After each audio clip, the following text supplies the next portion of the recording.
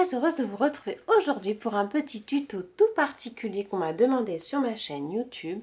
C'était l'utilisation de la roue des couleurs parce que c'est vrai que quand je fais du coloriage, quand je scrape, quand j'utilise mes crayons, mes peintures ou autres, je fais souvent appel à cette roue des couleurs et pour moi c'est vraiment un accessoire indispensable pour mon quotidien sur ma table de scrap. Donc j'avais envie de répondre tout d'abord à ma demande sur YouTube parce que voilà, c'est vrai que j'apporte énormément d'importance aux petits commentaires et comme on me l'a posé, savoir si c'était possible de faire un tuto, bah me voilà. Alors je suis pas une pro non plus, j'ai encore plein de choses à apprendre, mais je vais vous parler donc de la roue des couleurs et de ce que j'en connais et de comment je l'utilise. Donc tout d'abord, la roue des couleurs, elle a deux faces. Celle-ci qui est comme ça, où vous avez l'ensemble de toute la palette qui est beaucoup plus visuelle au niveau des encoches. Et vous avez celle-ci qui est beaucoup plus simple. Celle-ci, ça servira beaucoup pour faire vos mélanges. Donc au niveau de la lecture de cette roue. Donc je vais essayer de pas trop bouger, voilà, pour que vous puissiez le voir.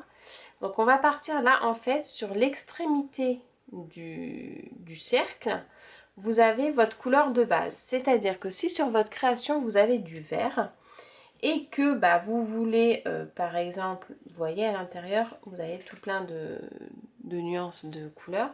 Si vous avez du vert et que vous voulez rattraper cette couleur, si c'est une couleur ratée, si vous voulez davantage travailler votre création avec une gamme de couleurs qui ne soit pas dans le ton vert, par exemple, si vous rajoutez du rouge, vous allez vous apercevoir que le vert et le rouge, ça va vous faire une nuance un petit peu comme ça dans les tons roses.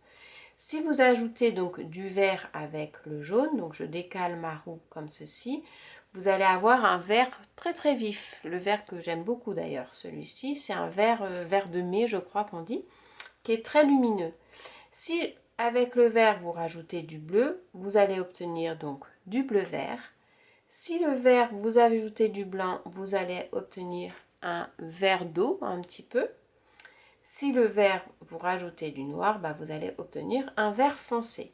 Et en fait, vous pouvez faire ça avec toutes les couleurs. Donc par exemple, si vous avez du vert, que vous allez rajouter du bleu, vous allez obtenir un bleu vert. Mais si ce bleu vert ne vous convient pas, bah vous passez à côté, donc vous reprenez la couleur initiale ici et vous dites bah, je vais rajouter du rouge et ça va me faire un violet. Donc ça veut dire que du vert, on peut passer à un violet beaucoup plus foncé, c'est-à-dire qu'il va falloir mettre du bleu sur le vert pour obtenir un bleu vert et du bleu vert vous allez mettre du rouge pour pouvoir avoir un violet. Et en fait, voilà, c'est la combinaison de toutes les couleurs. Par exemple, vous avez du rouge, vous allez mettre du blanc, ça va vous donner du rose. Ou par exemple, vous mettez du... ouais, c'est facile ça. Par exemple, vous voulez... voilà, celui-là. Vous avez du rouge. Vous mettez du jaune, ça va vous faire du orange automatiquement. Si je prends le orange que je mets là, et que je mets par exemple du bleu, le orange et le bleu, ça va vous faire une teinte dans les tons gris. C'est-à-dire qu'en partant du rouge, pour avoir du gris, il faut passer par le jaune et ensuite pour obtenir du orange et ensuite après le jaune vous allez rajouter du bleu sur votre orange pour avoir du gris. Voilà, ça c'est ce côté là au niveau des mélanges de couleurs. Donc c'est intéressant à s'en servir quand vous faites par exemple de l'aquarelle ou quand vous faites une superposition de mise en couleur au crayon de couleur, notamment avec les chromaflots qui sont bien gras ou les Posca. Si vous avez votre base par exemple que vous faites au crayon de couleur polychromose dans les tons jaunes et que vous voulez rattraper hop pour obtenir par exemple un vert comme ceci, vous allez prendre un autre crayon de couleur et vous allez mettre donc du bleu par-dessus le jaune pour avoir votre vert.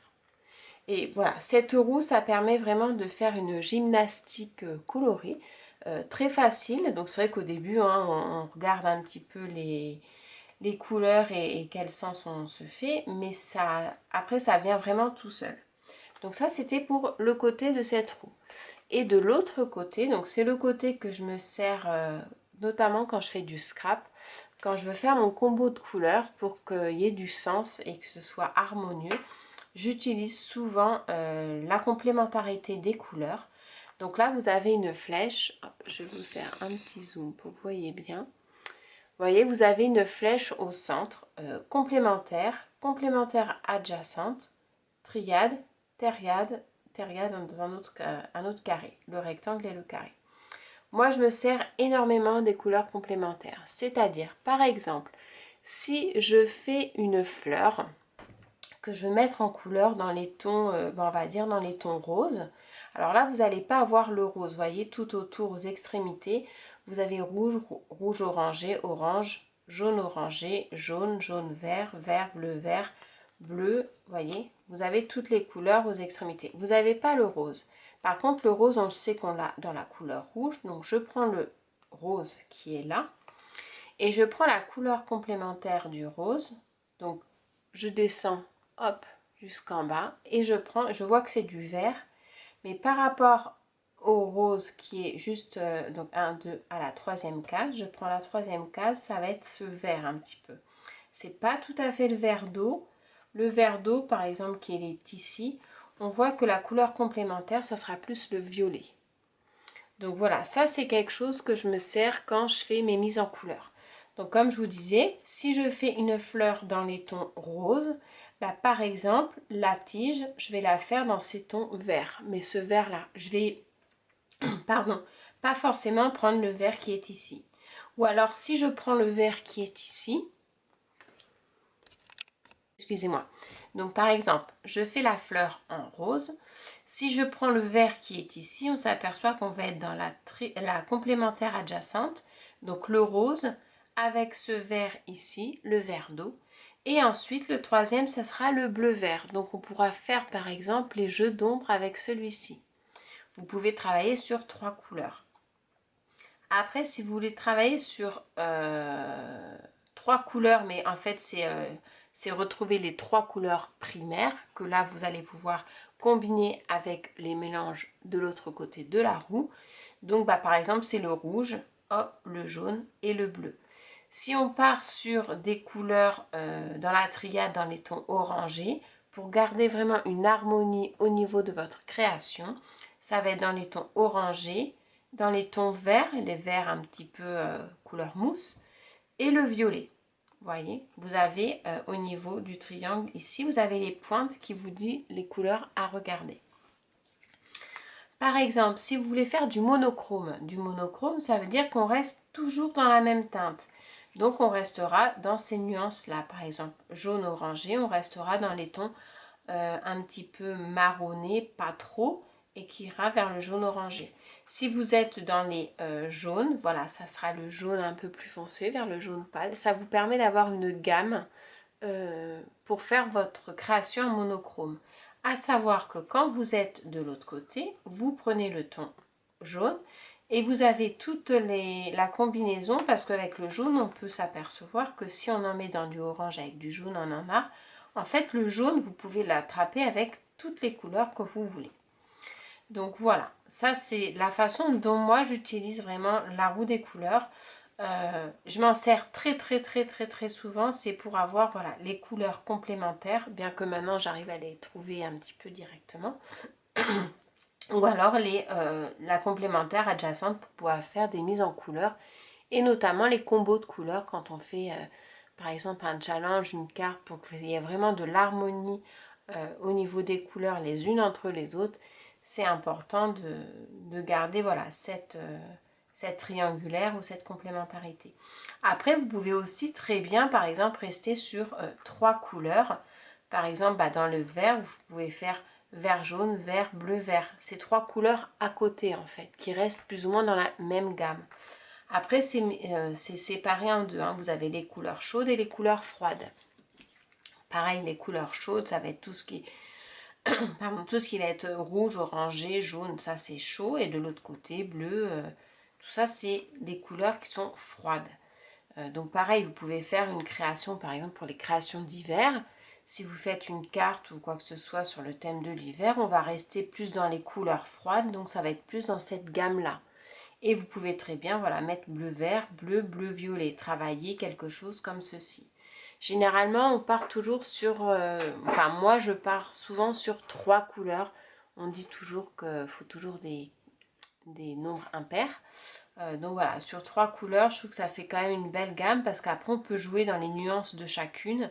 Et ça permet vraiment de faire de jolies créations harmonieuses et facilement au niveau des couleurs. Donc voilà, ça c'était, alors je sais pas, vous avez plusieurs certainement, plusieurs tutos, plusieurs articles sur la roue des couleurs. Moi c'est vraiment comme ça que je l'utilise, donc il y a peut-être d'autres possibilités de l'utiliser, mais pour les grandes lignes, c'est vrai que voilà comment moi je l'utilise. Donc après pareil, hein, dessus vous avez tout qui est écrit, nuances des tons en ombre, vous voyez, nuances, comment utiliser la roue pour harmoniser les couleurs. Vous voyez, en fait, c'est écrit dessus. Hein. J'avais jamais regardé parce que c'est pas écrit très très gros, mais placez la flèche dominante vis-à-vis la couleur pure pour votre choix. Les harmonies de couleurs sont présentées dans la fenêtre et dans le moyen diagramme. Voilà, tout simplement. Après, voilà, vous avez tout ce qui est écrit composition monochrome, comme je vous ai dit, composition analogue, utilisation des nuances tons et des ombres de couleurs apparentées. Par exemple, oui, effectivement, quand vous faites quelque chose dans les tons rouges, et bien, vous allez pouvoir faire tout ce dégradé aussi, notamment pour pouvoir faire vos dégradés. Ça paraît logique, hein, on part du plus foncé jusqu'au plus clair. On peut très bien passer par du rouge bordeaux, finir sur un ton rose quand vous faites un dégradé de 3 nuances. Ça vous permet voilà, d'avoir un visu du dégradé que vous pouvez obtenir. Et les dégradés, vous les avez au fur et à mesure avec le mélange des couleurs ici, si jamais vous n'avez pas le crayon ou la peinture adéquate. Donc voilà, bah écoutez, j'espère que j'aurai répondu. Alors je me rappelle plus de son petit nom, je suis désolée, je mettrai en commentaire. Donc j'espère que j'aurai répondu aux questions de ma petite abonnée. Donc je lui fais un gros coucou, un grand merci d'ailleurs pour cette suggestion de vidéo parce que c'est vrai que ça peut être très intéressant et utile pour certaines. Donc merci beaucoup, j'espère que ce petit tuto vous aura plu, vous aura donné des idées. Si jamais vous n'avez pas la roue des couleurs, donc c'est une petite roue que vous trouvez dans les magasins, soit de scrap ou soit même dans les magasins de bricolage. Après je crois que vous pouvez l'imprimer aussi sur internet, vous tapez roue des couleurs, images et je pense que vous pouvez aussi l'imprimer. Mais c'est vrai qu'après voilà, c'est important d'avoir quelque chose quand même de solide parce qu'à manipuler, on la manipule assez souvent. Je vous fais à tous de très gros bisous. Je vous dis à très bientôt pour des nouveaux scoops, des belles petites choses à vous raconter. Et surtout, prenez soin de vous. Allez, à très bientôt. Bye!